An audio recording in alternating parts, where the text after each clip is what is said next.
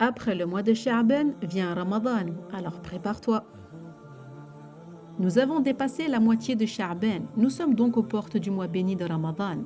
Allahumma balighna Ramadan. Et nous demandons à Allah Azza wa Jal d'atteindre ce mois béni dans le but d'œuvrer pour lui et lui seul. D'où l'importance de sans cesse renouveler nos intentions, car comme nous l'a dit notre prophète Mohammed, les actes ne valent que par leurs intentions. Il faut donc que nos actes d'adoration soient exclusivement voués à Allah Azza wa Jal. Sinon nos œuvres se verront rejetées ou plus grave encore, la personne peut tomber dans du shirk qui est le fait d'associer à Allah Azza wa Jal. Nous devons dès à présent essayer de nous réformer et de nous mettre en condition afin de profiter au maximum du mois de Ramadan.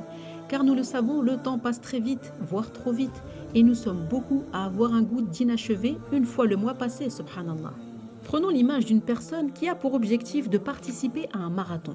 Bien évidemment qu'elle ne va pas se présenter le jour J sans aucune préparation. Pareil pour celui qui a un examen important. Il va devoir apprendre, étudier, réviser pour être prêt le jour J.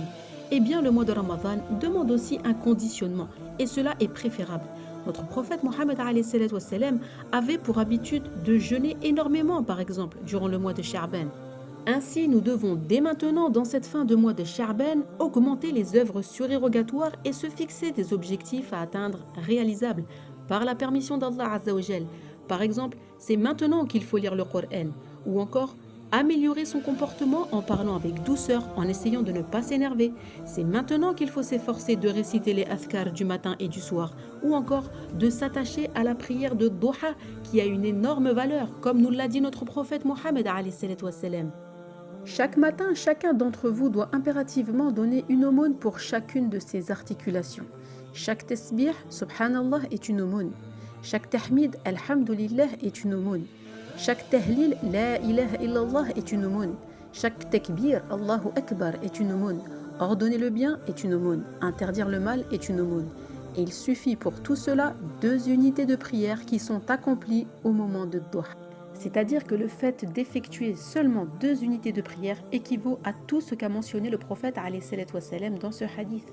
La prière de Duha peut s'effectuer en 2, 4, 6, 8 ou 12 raka'ah. Son temps pour la prier débute à partir du lever du soleil, c'est-à-dire après Shuruq, jusqu'au déclin du soleil, c'est-à-dire un peu avant la prière de Dhuhr.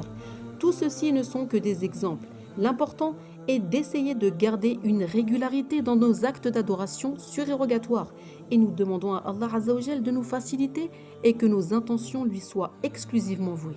Amin. Et si tu veux te préparer pour Ramadan, viens vite regarder notre playlist de 6 petites vidéos intitulées « En attendant à Ramadan ». Et comme d'habitude, si ce contenu t'a plu, n'hésite pas à le partager et à nous suivre sur ces différents réseaux sociaux pour ne rien rater, Inch'Allah.